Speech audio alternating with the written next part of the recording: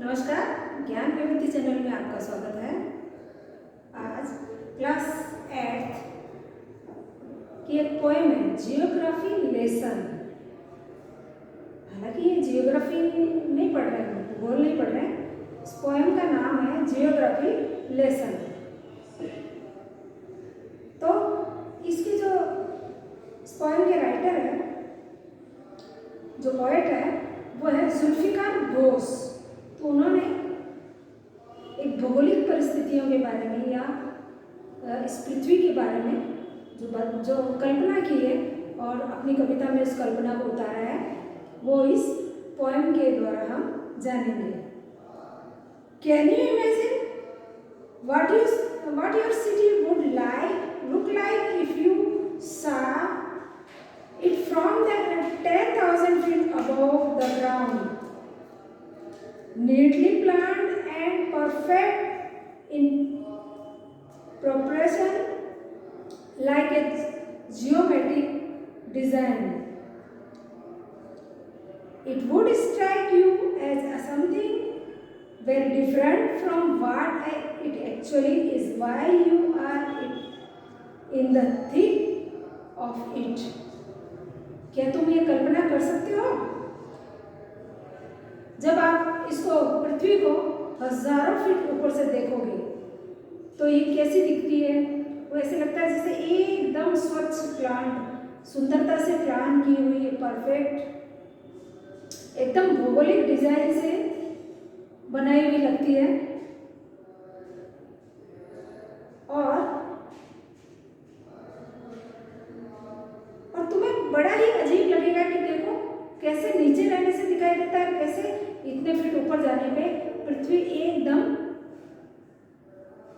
साफ सुथरी और सुंदर डिजाइन में दिखाई देती है। Here is a poet's description of just such a view of the city and some questions that come to his mind. यहाँ पे जो पोएट है, कवि है, वो इसके बारे में पृथ्वी के बारे में बताते हैं, डिस्क्रिप्शन करते हैं कि देखो इस सिटी का व्यू कैसा होता है ऊपर से देखने में, और वो उसके बारे में कुछ क्वेश्चन भी उनके दिमाग में आते हैं। नीचे जब हम रहते हैं पृथ्वी पे, तब हमारे को छोटे छोटे रास्ते, टेढ़ी गलियाँ, ऐसे रास्ते और कच्चे मकान, पक्के मकान, और सिटी का एक अलग ही नज़ारा दिखाई देता है। लेकिन जब हम उसको ऊंचाई से 1000 फीट ऊंचाई से जब देखते हैं, तब ये सिटी कैसी लगती है। तो ये कवि की कल्पना है। When the jet sprang into the sky, it was clear why the city had developed the way it had, seeing it scaled 6 inches to the mile. तो वो कहते हैं कि जब मैं एयरप्लेन जेट से जब मैं ऊपर से जाता हूँ आसमान में, तो ये सिटी बड़ी क्लियर दिखाई देती है। Had developed the way it had, और ऐसा लगता है कि उसे किस ढंग से डेवलप किया गया है। और seeing the scale 6 inches to the miles, और ऐसे लगता है जैसे 6 इंच में इसको ऐसे ब्लॉक टाइप में ऊपर से दिखाई देता है। There seemed an inevitability about what the ground had looked vast, unplanned and without style when the jet sprang into the sky. कभी जब ऊपर से जाते हैं तब सोचते हैं कि क्या किसी शहर को बसाने के लिए कुछ प्लान किया जाता है कि भाई उसको इतनी जगह में सेट करना है, इतने माइल में, इतने फुट में, इतने इंचेस में, ऐसे कोई शहर की बसावट होती है, या ज़रूरत के हिसाब से शहर आगे से आगे बढ़ता है। तो शहर कुछ घरों से फिर उनकी ज़रूरत के हिसाब से स्कूल, हॉस्पिटल, मार्केट, और ऐसे ऐसे धीरे धीरे वो अपने आप बढ़ता जाता है। तो सिटी को प्लान नहीं किया जा सकता है। सिटी अपने आप धीरे धीरे उन शहर में रहने वाले लोगों के द्वारा प्लान होती है। तो कवि कल्पना करता है कि जब हम ऊपर से देखते हैं, जब हम नीचे शहर में रहते हैं, तो हमको गलियां कितनी टेढ़ी मेढ़ी दिखाई देती है, लेकिन ऊपर से जब हम देखते हैं तो एकदम हमको ऐसे लगता है जैसे ये एकदम क्लियर कोई बसावट की गई है, वैसे हमें दिखाई देती है। नीचे तो हम अनप्लान्ड होती है भाई, जैसे जैसे जैसे जैसे जरूरत पड़ती है वैसे वैसे घर बनते जाते हैं और उस तरफ गलियां निकलती जाती है, कोई प्लांट नहीं होता, सारे अनप्लान्ड होते हैं। लेकिन जब ऊपर जाते हैं तो ये सब चीज़ें दिखाई देती है। ऐसे नीचे हमको पता नहीं चलता कि हमारे रास्ते टेढ़े मेढ़े हैं या कोई सड़क चौड़ी है या कोई सकरी है या कोई दृश्य अच्छा दिख रहा है, पर ऊपर जाने से ये सारा नज़ारा अपने आप क्लियर दिखने लग जाता है कि कैसे सिटी अनप्लान्ड और उसके रास्ते टेढ़े मेढ़े हैं। When the jet reached 10,000 feet, it was clear why the country had cities where the rivers ran and why the valley were populated. जब जेट विमान 10,000 फीट ऊपर जाता है तब ऐसे लगता है कि ज़्यादातर जो बड़ी सिटी है वो कहाँ पर बसी हुई है, रिवर्स के किनारे या वैलीज के किनारे, क्योंकि जो हमारी बेसिक नीड होती है, ह्यूमंस की जो बेसिक नीड होती है वो होती है वाटर, और वाटर से ही सारी चीज़ें आगे प्लान होती है। जैसे हम सबसे पहले हमें पीने के लिए पानी चाहिए, यदि हम कुछ खाने के लिए यदि बनाना चाहते हैं तो उसके लिए पानी चाहिए, और पानी में नहाने धोने के मतलब सारे काम जो होते हैं वो वाटर से होते हैं। तो वाटर हमारी बेसिक नीड हो गई। तो जो भी सिटी है वो जो बड़ी बड़ी सिटी है वो कहाँ पे है, वो है रिवर के किनारे। क्यों? क्योंकि वो उसी से वाटर से ही धीरे धीरे डेवलप्ड होती है। वैलीज घाटियाँ जहाँ पे एकदम समतल जमीन होती है वहाँ पे लोग बसना ज़्यादा पसंद करते हैं, क्योंकि वहाँ पे फार्मिंग हो सकती है, घर सही ढंग से बन सकते हैं, आराम से आना जाना हो सकता है। तो इसीलिए लोग रिवर्स और वैलीज के पास बसना ज़्यादा पसंद करते हैं और वहीं पे ये सिटी डेवलप्ड होती है। The logic of geography, the land and water attract when and clearly delineated when the jet reached 10,000 feet. जब 10,000 फीट ऊपर जाती है तब ये सब हमको भौगोलिक नज़ारा दिखाई देता है कि कैसे बड़ी बड़ी जो सिटी है वो रिवर्स के और विलेज के किनारे बसती है। रहने को तो लोग पहाड़ों पे भी रहते हैं, डेजर्ट में भी रहते हैं और भी जगह पे रहते हैं, लेकिन जो डेवलपमेंट रिवर और वैली के किनारे हो सकता है वो दूसरी जगह नहीं हो सकता है। तो देखिए मोस्ट ऑफ जो सिटीज़ जो हैं वो ज़्यादातर रिवर्स या वैलीज के किनारे बसी हुई है। तो ये सब ऊपर से जाने से 10,000 फीट ऊपर जाने के बाद ही कवि देख सकता है, कवि को ये पता चलता है कि देखो इसीलिए सिटी रिवर्स या वैलीज के किनारे बसती है और वहाँ भी वो डेवलप होती है। तो इस तरह से देखा उसने। फिर when the jet rose 60 miles high, it was clear the earth was round and that it had more seas than land. अब जब कवि का जो जेट विमान है वो और ऊपर जाता है, कहाँ पे? 6 miles हाई, 6 मील ऊंचाई पे जब पहुंच जाता है तो उसे दिखता है अरे पृथ्वी तो गोल है, ये जो पृथ्वी है वो तो गोल है और इसमें तो ज्यादा से ज्यादा पानी है,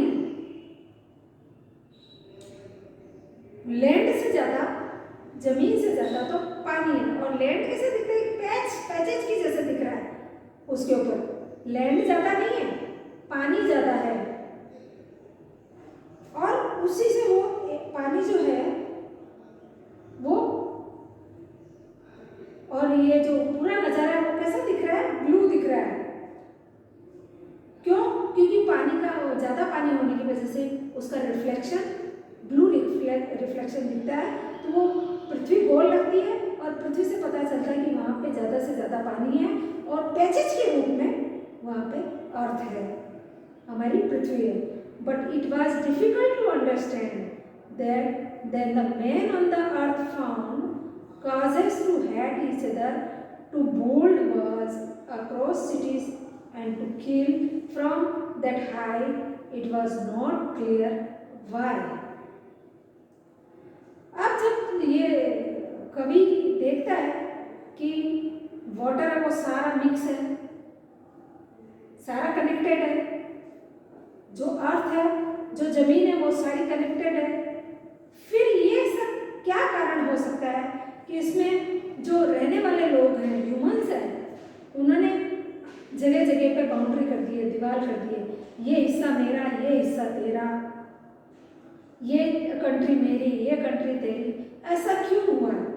ये समझना बड़ा ही डिफिकल्ट है, क्योंकि जब हम धरती पर तो पाते हैं कि ऐसा कुछ है ही नहीं, कहीं रुकावट है ही नहीं, सभी चीजें तो एक है, पर लोगों ने इसका बंटवारा क्यों कर दिया है?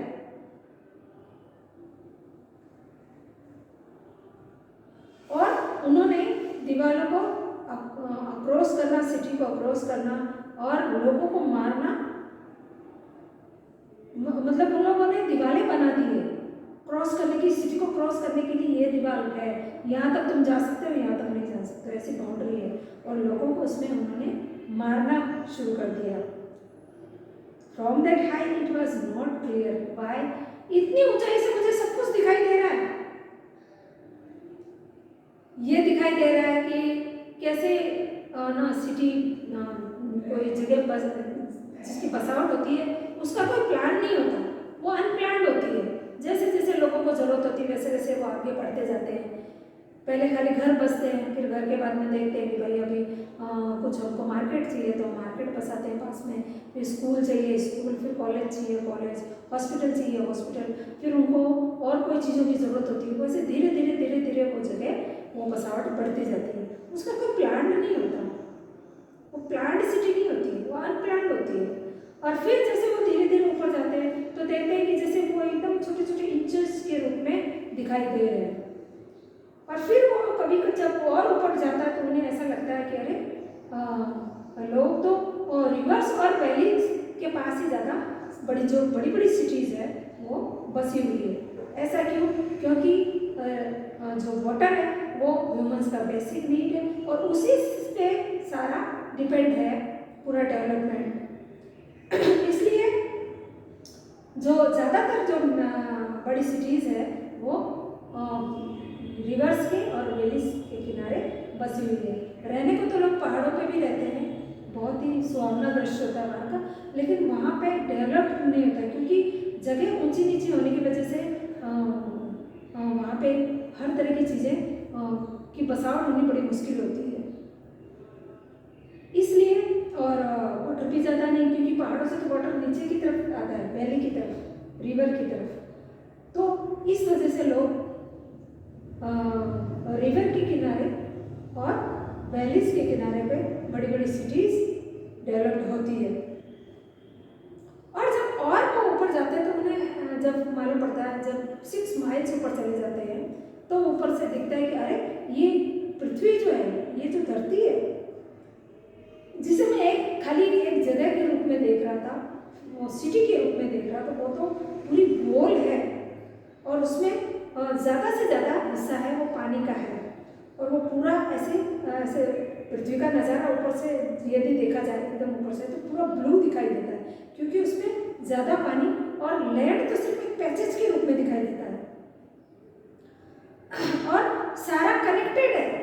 वाटर जो है वो पूरा कनेक्टेड है, उसमें कहीं पे भी अलग अलग हिस्सा नहीं है, और ज़मीन है वो भी कहीं भी अलग अलग हिस्सा नहीं है। फिर ऐसा क्या कारण है कि लोगों ने उसे आपस में बांट लिया है? लोगों ने क्यों जगह जगह दीवारें खड़ी कर दी है कि ये मेरा हिस्सा है, ये तुम्हारा हिस्सा, और क्यों एक दूसरे को वहाँ पे जाने के लिए रोका जाता है, मारा जाता है? क्यों ऐसा क्यों है? ये मुझे ऊपर से क्लियर नहीं हो पाया, ऐसा क्यों? ये सवाल उस कवि सभी के मन में आता है। तो ये हुआ ज्योग्राफी लेसन, जो जुल्फिकार बोस द्वारा लिखी गई कविता थी और ये इसके कवि। तो ये यहीं पे खत्म हुआ। धन्यवाद।